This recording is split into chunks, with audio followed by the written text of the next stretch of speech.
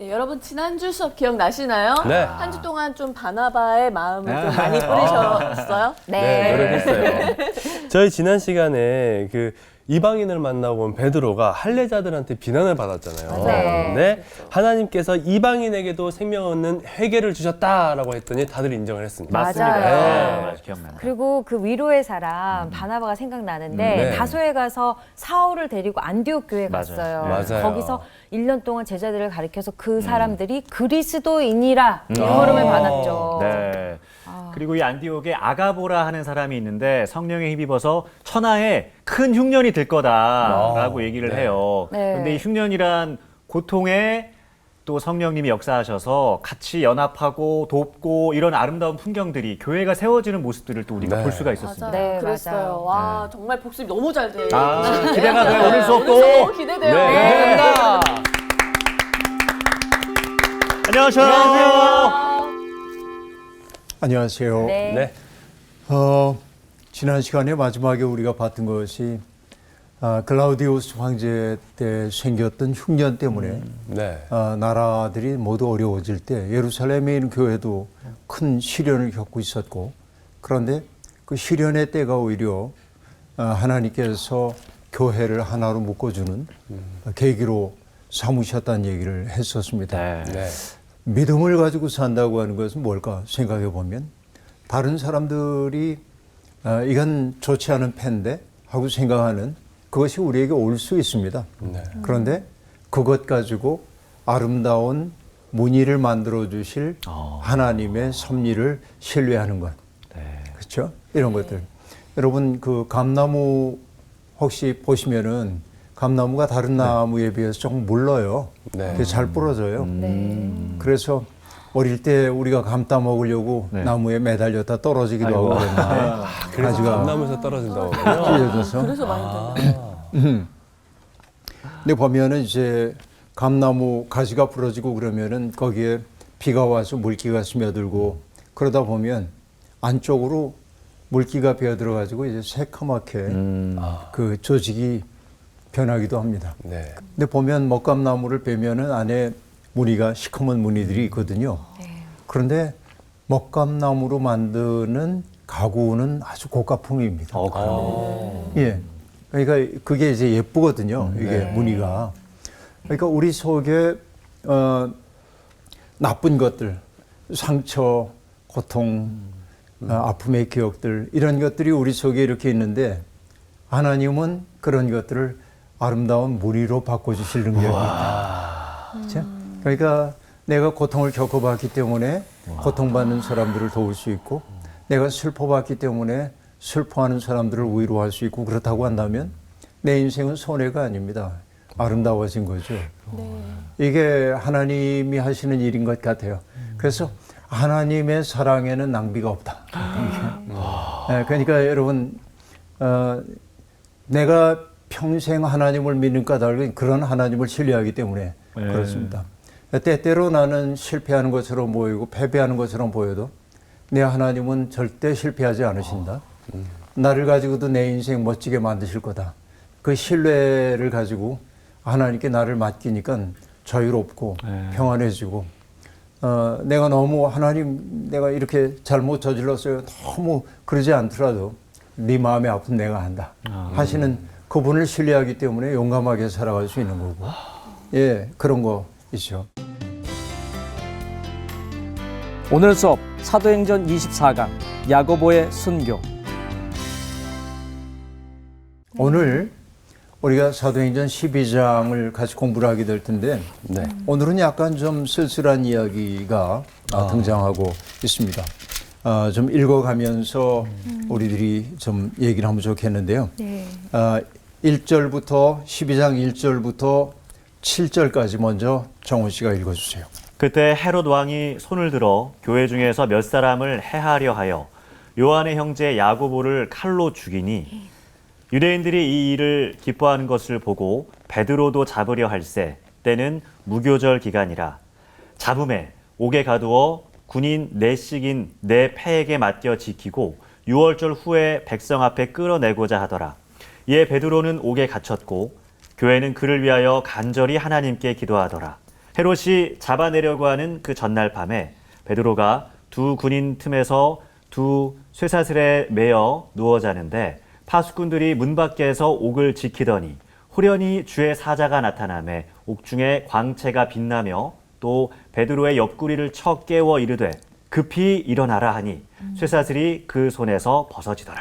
네, 일단 거기까지 보는데요. 네. 자, 그때라고 얘기하는데 그때가 언제인지 모르지만 어쨌든 이 상황을 전환시키기 위한 언어라고 보면 되겠고 네. 그런데 헤롯 왕이 손을 들어 교회 중에 몇 사람을 해하려 했고 그 가운데 하나가 요한의 형제 야고보였다 하고 얘기합니다. 네. 자, 여기에 등장하고 있는 헤롯은 성경에 헤롯이 아주 많이 맞죠. 등장합니다. 네. 그런데 이제 보면은 헤롯은 이제 우리가 소위 헤롯 대왕이라고 하는 사람이 있고요. 이 사람이 예수님이 태어나실 무렵에 왕이 헤롯. 네. 헤롯이 베들레헴의 2살 이하 아이를 죽이라고 했던 그 대왕입니다.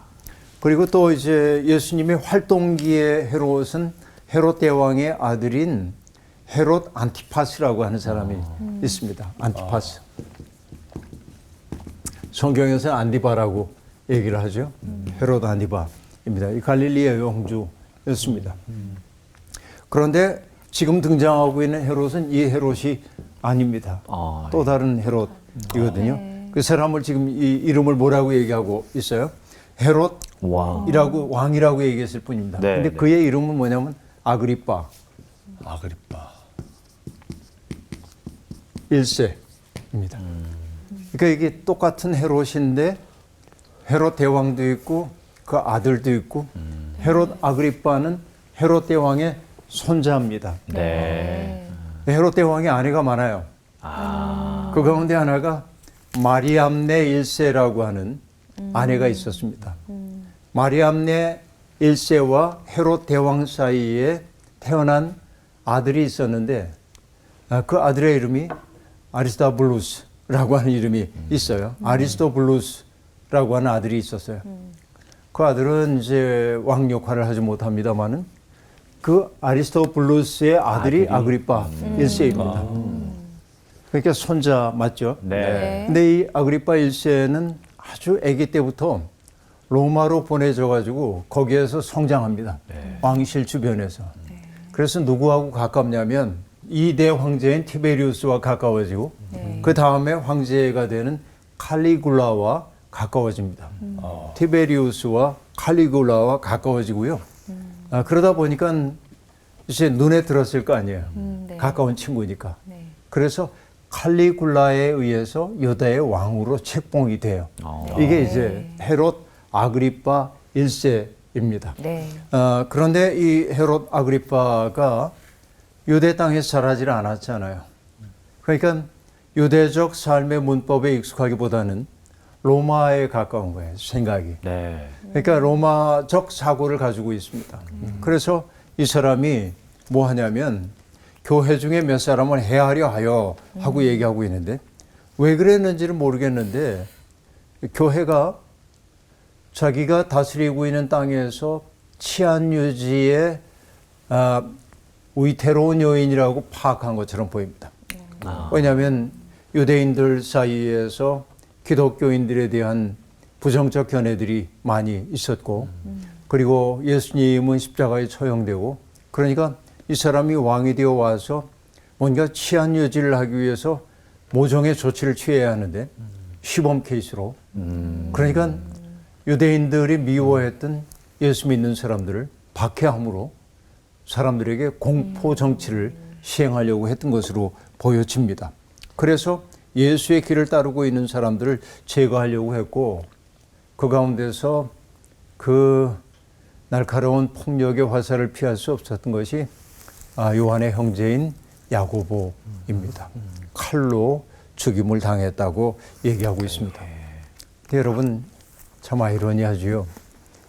이들 형제들은 예수님이 예루살렘으로 올라가실 때 물론 그 어머니가 세베대의 아내이죠. 아내가 예수님을 찾아와 부탁한 것으로 나오기도 합니다마는 예루살렘에 올라가셔서 보좌에 앉으실 때 내 아들 하나는 당신의 오른쪽에 하나는 왼쪽에 앉게 해주십시오. 부탁을 했죠. 그런데 예수님이 그들에게 말씀하셨죠. 너희가 구하는 걸 너희가 알지 못한다. 내가 가게 되는 그 자리는 순환의 자리인데 너희는 영광의 자리로 그렇게 이해를 하고 있구나. 그러면서 주님이 그들에게 묻습니다.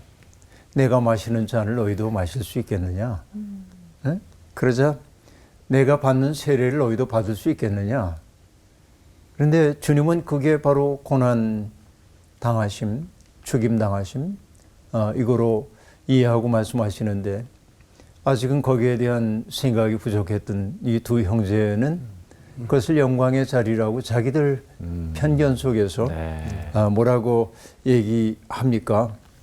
그럴 수 할 수 있나이다. 예, 그럴 수 있습니다. 그러자 너희는 내가 마시는 잔을 마시며 내가 받는 세례를 받으려니와 내 좌우편에 하는 것은 그분의 일이지 우리가 결정할 수 있는 일은 아니다 하고 얘기했는데 그대로 됐죠. 야고보가 내가 그 잔을 마실 수 있습니다. 내가 그 세례를 받을 수 있습니다 하고 얘기했는데 말이 씨가 되는 거죠. 그대로 이루어졌던 것을 우리가 알 수 있습니다. 그러니까 이 헤롯 아그리파 1세가 왜 야고보를 죽였는지는 알려지지 않았습니다. 다만 짐작해 볼 수 있는 것은 있죠. 그러니까 이 헤롯 아그리파는 로마에 주로 머물다 왔기 때문에 이 토호 세력들과의 깊은 정서적 연대 같은 거 부족했을 겁니다. 그러니까 여기를 통치하기 위해서는 뭐예요? 유력한 사람들과 깊이 사귀지 않으면 안 됩니다. 그들의 지지가 필요했습니다.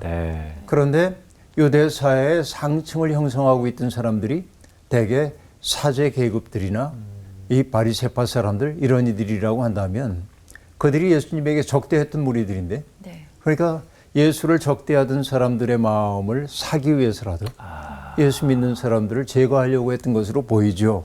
이게 그 계기라고 볼 수 있습니다. 결국은 야고보의 처형은 그가 저질렀던 어떤 범죄의 결과라기보다는 정치적인 이해관계에 의해서 벌어진 살인이었다. 이렇게 볼 수밖에 없는 것이죠. 이게 참 허망한 죽음처럼 느껴지기도 합니다. 근데 어쨌든 이 사도 가운데 최초로 순교자가 나왔습니다. 예루살렘의 리더십에 굉장히 큰 타격이 찾아오게 되었습니다. 그런데 강성 유대인들은 그 일을 매우 기뻐했다. 이렇게 얘기합니다. 그러자 헤롯 아그리파는 내 작전이 먹혀 들어가는구나 하고 생각하고 그 일을 조금 더 밀고 가려고 합니다. 그래서 베드로도 잡습니다. 그때가 마침 무교절입니다. 그러니까 6월절 가까워졌던 때죠. 그리고 베드로를 잡아서 옥에 가두고 군인 4씩인 4패에 맡겨서 지키도록 했다. 여러분 이게 굉장한 얘기인데요. 4인 1조인 4패에게 베드로를 마치 여러분 혁명의 우두머리인 것처럼 아주 그 위험한 정치적 어떤 그 분파의 우두머리인 것처럼 마치 혁명군의 사령관인 것처럼 4명이 1조가 돼가지고 4패가 베드로를 지키도록 그렇게 했다. 그리고 6월절 후에 백성 앞에 끌어내려고 했다. 왜 그랬을까요? 6월절은 순례의 명절입니다. 예루살렘 사람뿐만 아니라 온 유대 사람들, 이방 지역에 있던 사람들도 순례의 명절이기 때문에 다 모여오는 때입니다. 그러니까 그때 무사람들이 보고 있는 앞에서 예수 믿는 사람들에 대한 유다 당국자들의 확고한 의지를 보여주기 위해서 시범 케이스로 베드로를 처형하기 위해서 옥에다 가둬두고 있는 것입니다. 베드로는 옥에 갇혔습니다. 그러자 교회는 그를 위해 간절히 하나님께 기도했습니다. 자, 누구의 뜻이 이루어질까요? 이게 그 다음 얘기인데요. 자, 이제 헤롯이 그 잡아내려고 하는 그 전날 밤, 그러니까 6월절이 막 지난 모양이죠. 네. 그 전날 밤에 베드로가 두 군인 틈에서 쇠사슬에 매여서 누운 채 잠들어 있었습니다. 네. 탈출하지 못하도록 군인들 둘이 베드로 옆에 누워가지고 함께 잠을 자는. 그러니까 어떤 그 탈출할 수 있는 가능성도 없는 그러네요, 진짜. 그런 상황 속에 있는데 그리고 그 둘뿐만 아니라 창살 밖에는 파수꾼들이 단단하게 지키고 있는 겁니다. 철옹성처럼. 진짜, 네. 그러니까 어떤 가능성도 없어요. 그런데 얘기합니다. 호련히 주의 사자가 나타남에 광채가 옥중에 광채가 빛나며 이게 참 옥중에 광채가 빛났다. 네. 이거 약간 영화 같은 네. 장면인데. 네. 기적이지. 옥이라고 하는 것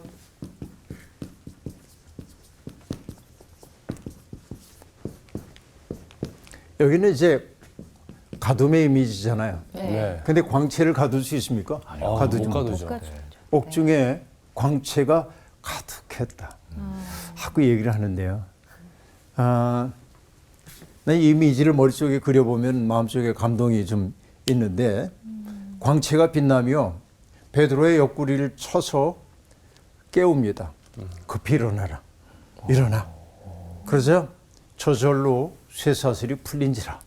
아주 그 신비한 네. 옥입니다. 가둠입니다. 가둠의 상징이라고 얘기할 수 있는 쇠사슬이 쇠사슬. 풀어졌어요. 그렇죠? 쇠사슬이 풀어졌다. 하나님이 하시는 일이죠. 쇠사슬이 이제 풀어집니다. 예수님이 그 나사렛 회당에 가셔서 이사야서 두루마리를 가지고 읽으셨을 때도 가포눈을 가난한 사람들에게 복음이 전해지고 포로된 자에게 해방, 그리고 눌린 자에게 해방, 그 다음에 눈먼 자에게 다시 보게 함을. 이게 결국 뭐예요? 풀어지는 사건. 이거죠. 해방의 사건이 벌어지고 있는 것이죠. 그러니까 어떤 인간적 가능성도 없어요. 두 사람이 양옆에 있죠. 밖에는 파수꾼들이 지키고 있죠. 그리고 창살로 막혀져 있죠. 탈출의 가능성이 전혀 없을 때 호련히 광채가 있고, 광채는 빛이지만은 그 빛이라고 하는 것은 아까 주의 손 얘기할 때도 환유라고 얘기를 했는데 네. 광채는 하나님의 임재를 뜻하는 거죠. 하나님께서 오시자 쇠사슬이 클러졌고 그리고 그 다음에 사건이 벌어집니다. 이제 8절부터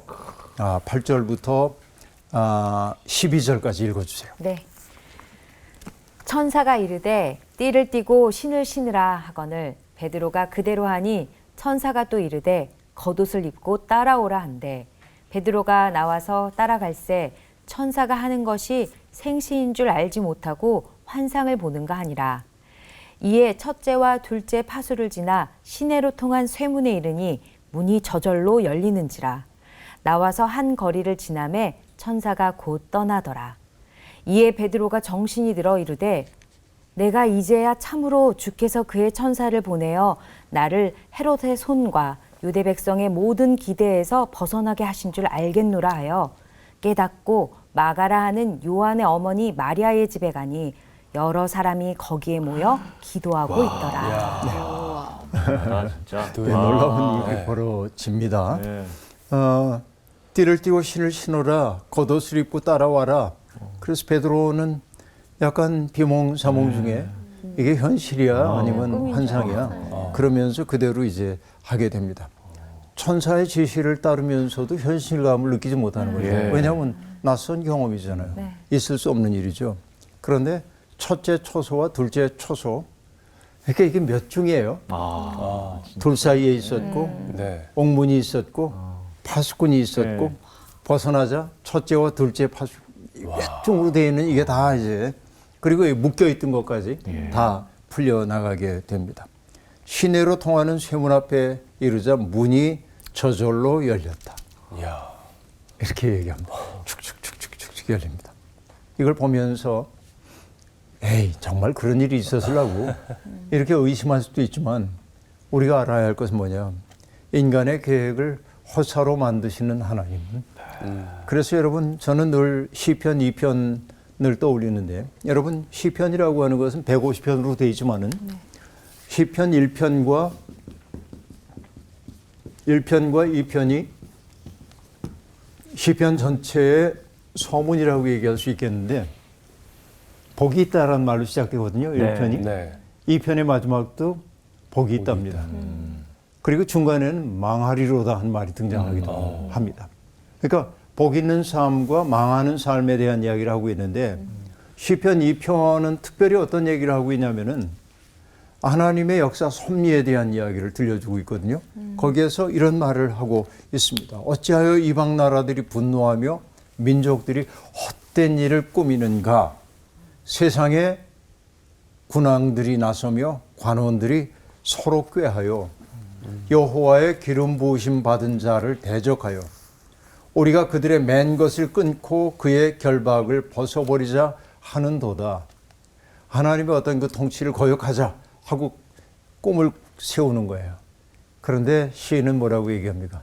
하늘에 계신 이가 웃으시며 주께서 그들을 비웃으시리로다 라고 말합니다. 하늘에 계신 이가 웃으시며. 저는 여러분 역사가 어둡다고 느낄 때마다 악한 이들이 역사를 지배하는 것처럼 때때로 보일 때마다 이 구절을 떠올립니다. 하늘에 계신 이가 웃으시며. 그렇죠? 왜냐하면 우리는 하나님이 역사를 섭리하시는 분임을 믿기 때문에 그렇습니다. 그러니까 어쨌든 인간의 모든 계획을 무로 돌리시는 하나님의 강력한 이미지가 옥에 갇혀 있었던 베드로가 이렇게 옥에서 벗어나는 이 장면으로 형상화되고 있습니다. 그 모든 일을 가능하게 했던 게 뭐죠? 옥중에 들어왔던 빛입니다. 그래서 우리가 70년대에 대학에 다니면서 많이 불렀던 찬송가 가운데 하나가 환난과 핍박 중에도 성도는 믿음 지켰네. 그 얘기 하다가 우리 선후배들이 감옥에도 많이 가고 그랬는데 그 당시에 가슴 저리도록 불렀던 게 뭐냐면 옥중에 매인 성도나 양심은 자유 얻었네. 옥중에 매인 성도나 양심은 자유 얻었네. 이게 그냥 찬송가가 아니라 그걸 겪어냈던 사람들에게는 기가 막힌 찬송가인데, 그러니까 여기 베드로도 그렇죠. 베드로 참 태평한 분입니다. 내일 죽을는지도 모르는데 어쩜 그렇게 깊이 잠들어 계셔요. 그렇죠. 그러니까 여러분 이 잠이라는 게 참 신기합니다. 예수님도 갈릴리 풍랑이 있는 바다에서 배 위에서 제자들은 어찌할 바를 모르는데 깊이 잠들어 계시는 그렇죠. 이 모습입니다. 어쨌든 이제 쇠문까지 시내로 통하는 쇠문에 이르게 되자 비로소 베드로가 정신이 들어서 말합니다. 내가 이제야 참으로 주께서 그의 천사를 보내어 나를 헤롯의 손과 유대 백성의 모든 기대에서 벗어나게 하신 줄 알겠노라 라고 말합니다. 헤롯의 손,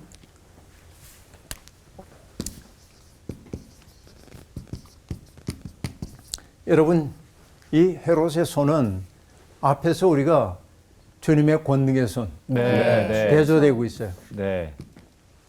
주님의 권능의 손과 대조됩니다.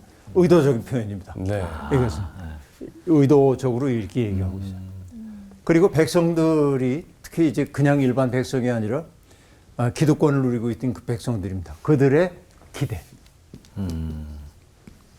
어떤 기대입니까? 예수의 이름으로 다시 말하지 말라고 했던 그들입니다. 그러니까 예수의 이름을 역사 속에서 그냥 묻어버리고 싶은 그것이 그들의 기대입니다. 그런데 그들의 기대에서 벗어나게 하셨다. 놀라운 얘기라고 얘기할 수 있습니다. 그래서 비로소 이제 베드로는 의심 없이 하나님의 섭리를 받아들여요.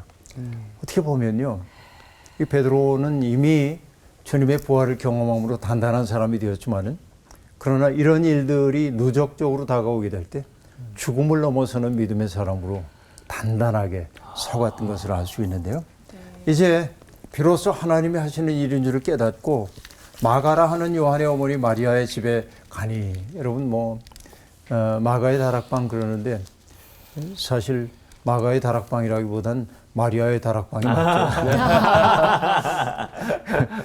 자꾸 남자 이름 가지고 얘기하는데 마리아의 집이죠 거기에. 거기에 많은 사람들이 기도하고 있었습니다. 이 사건이 지금 벌어지고 있습니다. 자, 그 다음 얘기를 볼까요? 13절부터 19절. 정원 씨. 베드로가 대문을 두드린데 로데라 하는 여자아이가 영접하러 나왔다가 베드로의 음성인 줄 알고 기뻐하여 문을 미처 열지 못하고 달려들어가 말하되 베드로가 대문 밖에 섰더라 하니 그들이 말하되 내가 미쳤다 하나 여자아이는 힘써 말하되 참말이라 하니 그들이 말하되 그러면 그의 천사라 하더라. 베드로가 문 두드리기를 그치지 아니하니 그들이 문을 열어 베드로를 보고 놀라는지라. 베드로가 그들에게 손짓하여 조용하게 하고 주께서 자기를 이끌어 옥에서 나오게 하던 일을 말하고 또 야고보와 형제들에게 이 말을 전하라 하고 떠나 다른 곳으로 가니라. 날이 새매 군인들은 베드로가 어떻게 되었는지 알지 못하여 적지 않게 소동하니 헤롯이 그를 찾아도 보지 못하매 파수꾼들을 신문하고 죽이라 명하니라. 헤롯이 유대를 떠나 가이사랴로 내려가서 머무니라. 네. 로데라고 하는 아이가 이제 문을 열려고 나왔는데 문 두드리는 사람의 목소리를 들으니까 베드로예요. 말도 안 되는 현실이 지금 벌어지고 있는 겁니다. 그럼 빨리 문을 열어주면 좋을 텐데 너무 놀라가지고 엉겹결에 문도 열지 않고 들어가서 밖에 베드로님이 오셨어요 라고 얘기합니다. 그래서 사람들이 얘기해요. 얘가 미쳤구나. 그러니까요. 왜냐하면 전혀 현실성 없는 얘기를 하고 있기 때문에 그렇습니다. 아니에요. 정말이에요. 제가 분명히 들었다고요. 그러자 얘기합니다. 아, 그러면은 그의 천사일 거야. 그러니까 네가 헛것 본 거야. 그렇게 얘기합니다. 그런데 계속 문 두드리는 소리가 나는 거예요. 그래서 나가보자 베드로가 자기들 앞에 서 있는 겁니다. 그래서 베드로가 그들에게 손짓하여서 조용하게 하고 벌어졌던 모든 일들을 다 얘기하고 그리고 다른 형제들, 야고보와 다른 형제들에게 이 말을 전하라 하고 떠납니다. 여기에 등장하는 야고보는 야고보님이 죽었잖아요. 네. 예수님의 형제 야고보입니다. 그러니까 여러분 초대교회에서 이미 예수님의 동생인 야고보가 굉장히 지도적 위치를 차지하고 있음을 보여주는 대목입니다. 그렇구나. 여기에 야고보는 이제 예수님의 형제 야고보예요. 그러니까 이 초대교회에서 베드로 못지않게 중요한 역할을 감당해요. 이 야고보에게 그리고 형제들에게 이 말을 전하라 하고 떠나 다른 곳으로 갑니다. 몸을 피신해야 했기 때문에. 그리고 이제 장면 전환이 되죠. 날이 새서 군인들이 이제 베드로를 끌어내려고 보니까 없는 거죠. 야단났죠. 헤롯이 찾아보아도 찾지 못하고 그러자 이거는 파수꾼들이 작당을 해가지고 베드로를 탈출시킨 것으로 보고 신문하고 그들을 죽였다. 그런데 그러고 나니까 불길하잖아요. 자기의 뜻을 이룰 수가 없게 돼서 불길하잖아요. 그래서 이 헤롯 아그리파 1세는 그것을 떠나서 가이사랴로 돌아갔다. 이렇게 얘기하고 거기에 머물렀다고 얘기합니다. 그럼 그 다음에 어떤 사건이 벌어지는지 봐야겠죠. 홍희 씨 20절부터 25절이요. 네. 헤롯이 두로와 시돈 사람들을 대단히 노여워하니 그들의 지방이 왕국에서 나는 양식을 먹는 까닭에 한 마음으로 그에게 나와 왕의 침소 맡은 신하 블라스도를 설득하여 화목하기를 청한지라. 헤롯이 나를 택하여 왕복을 입고 단상에 앉아 백성에게 연설하니 백성들이 크게 부르되 이것은 신의 소리요 사람의 소리가 아니라 하거늘. 헤롯이 영광을 하나님께로 돌리지 아니하므로 주의 사자가 곧 친히 벌레에게 먹혀 죽으니라. 하나님의 말씀은 흥왕하여 더하더라. 바나바와 사울이 부조하는 일을 마치고 마가라 하는 요한을 데리고 예루살렘에서 돌아오니라. 네, 그 헤롯 이야기가 지속되고 있는데요. 두로와 시돈 사람들을 대단히 노여워했다라고 말하는데 여러분 이제 두로와 시돈은 지금의 레바논 땅, 그러니까 이스라엘의 북쪽에 있는 나라이고 그것을 우리가 통칭해서 페니키아라고 얘기하고 있는데 고대에는 그 지역이 굉장히 번성을 했었습니다. 특별히 레바논 하면 백향목이 떠오르는데 그러니까 솔로몬이 성전을 지을 때도 도로와 시돈에 있는 백향목들을 많이 가져오죠. 네. 그러면서 그들이 필요로 하는 것들을 공급해 주는 대가로 가져옵니다. 나무가 좋으니까요. 조선 기술도 발전했고요.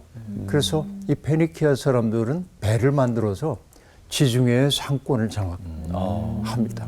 그러니까 이 지중해 상권 장악해서 막대한 부를 얻게 돼요. 이게 이제 도로와 시돈인데 다만 그들의 문제 가운데 하나는 곡식을 재배할 만한 땅이 별로 없었다는 겁니다.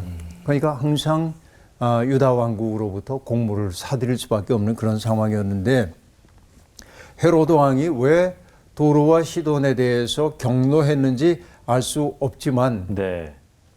헤롯이 무역 금지 조치를 취했을 가능성이 있습니다. 화가 나서 네. 안 보내줄 거야. 네. 일단 막아요. 그럼 이게 이제 상당히 문제가 되죠. 고대 세계에서도 똑같습니다. 교육을 통해서 할 수밖에 없는데 왜냐하면 우리 지역이 자족이 안 되는 것들 그러나 생존에 필수적인 것은 밖에서 가져와야 하는데 네.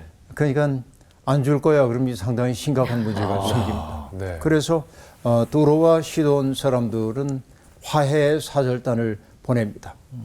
특별히 그 화해의 중재 역할을 해줄 사람이 있는데 왕의 침소를 맡은 신하인 블라스도를 통해서 화목을 청합니다. 이스라엘에서 나는 특별히 이제 갈릴리에서 나는 양식을 그들이 의존하고 있었기 때문에 그렇습니다. 일전에도 얘기했었나요? 이스라엘이라고 하는 라엘 말고 네. 네. 이스라엘. 이스라엘 평원 여기에 이제 나봇의 포도원이 있던 곳이기도 한데 네. 여기가 그러니까 여러분 비옥한 땅이에요. 여러분 이스라엘 가보신 분들은 알 텐데 촉박하거든요 대부분. 그런데 갈멜산에서 이렇게 밑을 내려다보면 이스라엘 땅이 보이는데 네. 아주 비옥한 땅이 전개가 됩니다. 얼마나 좋겠어요. 네. 그런데 여러분 좋기만 했을까요? 아니요, 막 전쟁도 많았을 거예요. 거기 차지하려고. 적들이 많이 네. 왔을 것 같아요. 네. 전쟁의 땅입니다. 네. 왜냐하면 옛날에는 그 뭔가 필요한 것을 조달하기 위해 막 침략 전쟁하고 그러니까 이스라엘은 그런데 이스라엘의 뜻은 하나님이 씨를 뿌리다 그런 뜻인데 네. 하나님이 씨를 뿌릴 정도로 비옥한 곳이란 말이죠. 근데 여기에서 나는 곡물들이 이제 도로와 시돈으로 가곤 했는데 그 길이 이제 다 막혀버리고 있었던 것이죠. 화해 사절단이 옵니다. 그럼 여러분 그들이 뻣뻣한 자세로 왔겠어요? 굽신굽신을 가지고 왔고 머리를 조아리고 이러고 이제 왔겠죠. 그런데 헤롯이 나를 택하여 왕복을 입고 단상에 앉아 백성에게 연설합니다. 이게요. 여러분 생각해 보세요. 어마어마한 왕복을 입습니다. 우리가 그 스페인의 그라나다나 이런 데 가보면 알함브라 궁전 같은 데 있는데 그 궁전의 방들이 화려하거든요. 사신을 맞이하는 방 같은 데 보면 뭐 화려의 극한입니다. 그리고 거기 왕이나 이런 사람이 앉는 자리를 보면은 해처럼 빛나는 거예요. 그러니까 이렇게 들어온 사람들은 보면서 그 위험에 그냥 짓눌리게 모습 자체로 사람들을 압도하는. 그러니까 지금 헤롯 대왕도 그런 모습으로 나를 택하여 왕복을 입고 단상에 앉아 연설합니다. 그러자 백성들이 크게 부르짖습니다. 이것은 신의 소리요 사람의 소리가 아니라 아부하는 거죠. 네. 여러분 그러면은 이 사람이 제정신이 든 사람이라고 한다면 그게 무슨 불경한 얘기냐 이래야 될 텐데 권력에 도취된 그는 그 소리가 듣기가 좋은 거예요. 네. 이 장면을 보면서 떠올리는 게 다니엘서에 나오는 벨사살 왕의 만찬이 떠오릅니다. 그렇죠? 성전에서 빼앗아갔던 금은 그릇들 가지고 부어라 마셔라 마시면서 자기 권위를 막 과시하잖아요. 그때 손가락이 등장해서 벽에다가 글씨를 씁니다. 메네 대겔 우바르신. 그렇죠? 그러니까 어떤 얘기야? 이 나라 이제 망했다. 나라가 나뉠 거다. 한 그 얘기가 등장하잖아요. 그러니까 여러분 질펀한 연애와 이 헤롯의 이 모습은 조금 다르긴 하지만 상황은 똑같아요. 네. 자기가 왕적 존재, 신적 존재인 양 사람들에게 한껏 자기를 드러내고 있음을 알 수 있습니다. 헤롯은 그런 찬사를 물리치지 않고 받아들입니다. 영광을 하나님께 돌리지 않고 자기가 영광을 취하게 된 것이죠. 그런데 성경은 아주 간단하게 말합니다. 예. 헤롯이 영광을 하나님께로 돌리지 아니하므로 주의 사자가 곧 친히 벌레에게 먹혀 죽으니라. 예, 신적 지위에 오른 듯 권력에 도취되어 있는 왕이 벌레에 의해 죽임을 당한다. 이렇게 그 허무하네. 대조가 네. 극단적인 대조임을 알 수 있습니다. 여러분 이게 벌레 얘기를 보니까 떠오르는 게 요나 이야기이기도 한데요. 그러니까 요나가 이제 40일이 지나면 니느웨는 망한다라고 외치고 그 성의 니느웨 동쪽으로 가가지고서는 어떻게 되나 성을 내려다보고 있습니다. 네. 근데 하나님이 아주까리 나무 하나를 자라게 하셔서 박농쿨이라고 얘기하기도 합니다만은 그래서 큰 잎이 이렇게 드리워지자 그늘이 생겼고 요나는 매우 즐거워합니다. 아, 참 좋다 이 그늘이. 근데 하나님이 벌레 한 마리를 보내셔서 갉아먹게 네. 하십니다. 그 잎들이 시들시들하고 또 동풍까지 불게 되자 말라버리고 맙니다. 그래서 요나가 뭐라고 얘기합니까? 차라리 죽는 게 낫겠습니다. 네, 너무 괴롭습니다 지금. 이게 도대체 뭡니까? 이렇게 얘기합니다. 그때 하나님이 하신 말씀이 뭐죠? 야, 너는 이 벌레 하나 그리고 이 나뭇잎 하나 아꼈는데 앞뒤를 분별하지 못하는 사람 12만 명이 있는 이 토성을 내가 아끼는 것이 마땅하지 아니하냐라고 얘기합니다. 벌레 혹은 아주까리 혹은 박농쿨 하나와 12만 명을 대조해 놓고 있어요. 네. 극단적 대조입니다. 여기도 지금 헤롯도 똑같은 얘기죠. 네. 스스로 신적인 자리에 선 듯 도취된 상태 속에 있습니다. 네. 그런데 그 권력의 토대가 얼마나 허약한 것인지를 보여주고 있습니다. 줄리안 반스라고 하는 영국의 소설가가 있는데 그분이 10과 2분의 1장으로 쓴 세계사라고 하는 소설이 있습니다. 그 소설은 다양한 소설들이 엮여져 있는데 그 가운데 하나가 노아 홍수 시절에 하나님은 모든 짐승들을 2마리씩 다 방주로 들어오라고 그렇게 합니다. 근데 그 얘기 끝에 뭐라고 얘기하냐면 주교님이 앉았던 의자가 이제 무너져가지고 주교님이 어렵게 됐어요. 누구 책임이냐 막 따지다 보니까 노아의 방주에 탔던 전벌레가 주교님의 의자를 갉아먹어서 그러니까 여러분 인간의 권위라고 하는 게 얼마나 허약한 것인지 우리가 제 아무리 잘난 척 해봐야 왕복 입고 뻐겨봐야 하나님 안에서는 한갓 똑같은 거야. 우리가 산 조금만 높은 곳에 올라가도 저 땅 아래에서 벌어지는 일들이 사소하게 보이잖아요. 네. 그러니까 하나님이 보시기에는 어떠하겠습니까? 사람들 앞에 거들먹거리고 의시되는 사람들이. 이것이 여러분 그대로 벌레의 이야기로 여기에 등장하고 있음을 알 수 있습니다. 여러분 그렇습니다. 우리에게 주어져 있는 삶이라고 하는 것은 하나님의 은혜로 살아가는 것이지 내가 그 하나님께 돌아가야 할 영광을 취해서 의스될 때 하나님 보시기에는 하늘에 계신 이가 웃으시며 그렇죠? 하늘에 계신 이가 웃으시며 이거 잊지 말고 네. 언제나 나를 이끌어 가시는 분이 하나님, 내 인생의 주권자가 하나님이라는 사실을 알고 겸허하게 그 길 걸어가면 좋겠습니다. 네. 오늘 얘기 여기서 마칠게요. 고맙습니다. 고맙습니다. 오늘 수업에서 딱 한 단어가 떠올랐어요. 교만하지 말자. 네. 교만하지 말자. 교만하는 순간, 네. 안 될 것 같아요, 교만. 맞아요. 네, 늘 저를 체크하면서 살아야 될 것 같아요. 베드로를 어쨌든 또 하나님이 또 사랑하시니까 광채를 또 이렇게 맞아요. 그려주셔서 맞아. 그 참 너무 너무 극적이고 너무 감동적이었어. 그 드라마틱해요. 장면이 구출하시는 네. 장면이 너무 감동적이었어요. 맞아요. 베드로 자신도 너무 이게 꿈인지 생신지 막 그랬지만 그 모여서 기도하던 사람들은 무슨 기도를 했겠어요. 중보 기도를. 베드로 나오게 해달라고 기도하지 않았겠어요. 네, 맞아요. 그 기도가 이루어지는 걸 눈으로 봤을 거 아니에요. 정말 너무 짜릿해요, 맞아. 그 순간이 너무 놀랍습니다. 네. 또 눈가가 또 촉촉해지셨어요. 또. 네. 네. 저도 베드로를 하나님이 탈출시키는 그 장면에서 많은 생각을 하게 됐는데 그 여러 가지 방법으로 꽁꽁 싸매고 완전 철통 경계를 서는데 참 그 인간의 계획을 허사로 만드시는 하나님을 딱 느끼니까 저도 너무 감동이 돼서 막 눈물 날 것 같은 거야. 맞아요. 네. 베드로를 사랑하시는 분은 베드로를 지키시고 이 철옹성 속에서도 구하시는 분이다. 너무나 큰 감동이었습니다. 하나님의 방법 우리가 알 수가 그래 없어. 맞아. 맞아요. 네. 그래서 순종이 필요한 것 같아요. 네, 순종하면서 한 주 또 살아가시죠. 그럴까요? 좋습니다.